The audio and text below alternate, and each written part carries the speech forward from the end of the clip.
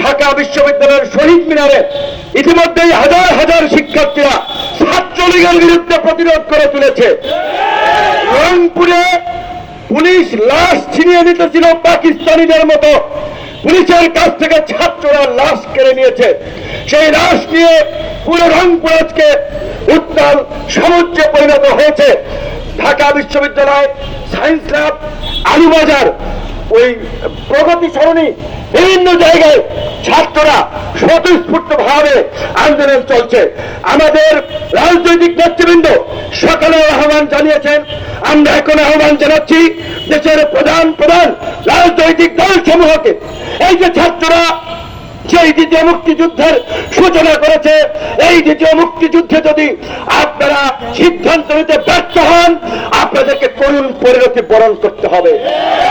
ওই ঢাকা বিশ্ববিদ্যালয়ের নারী শিক্ষার্থীদেরকে যেমন পিটিয়েছে, ছাত্রদেরকে যেমন পিটিয়েছে, জাহাঙ্গীরনগর বিশ্ববিদ্যালয়ে যেমন ভাইস চ্যান্সেলরের কার্যালয়ে ঢুকে শিক্ষকদের বুকে গুলি চালিয়েছে, গলায় পাড়া দিয়েছে, এই ছাত্র আন্দোলনে যদি এই ছাত্ররা পরাজিত হয়, আমাদের ভবিষ্যৎ পরিণতি তাই হবে।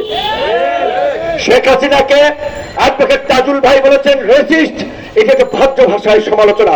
আমি বলবো আজকে শেখ হাসিনা যেভাবে ছাত্রলীগ যুবলীগকে অস্ত্র, রামদাও, রড, লাঠি সোটা দিয়ে সারা বাংলাদেশে তাণ্ডব চালাতে নামিয়ে দিয়েছে, তাতে আমি শেখ হাসিনার মধ্যে নব্য হিটলারের প্রতিচ্ছবি দেখতে পাচ্ছি।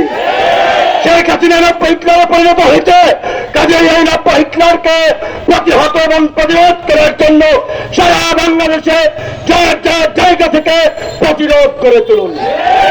মঞ্জু ভাই একটা আলোচনা চালাচ্ছেন সমস্ত রাজনৈতিক দলগুলোকে নিয়ে, এইভাবে ব্যানার ম্যানার ছাড়া রাজপথে শেখ হাসিনার পতনের দাবিতে নামা যায় কিনা।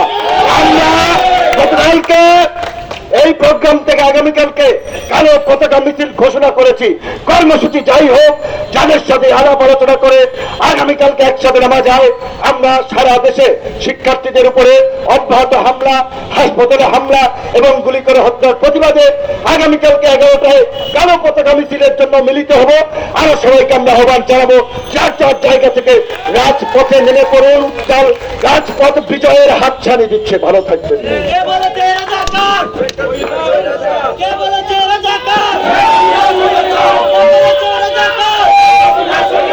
সংগ্রামী সাথী বন্ধুগণ, এই মুহূর্তে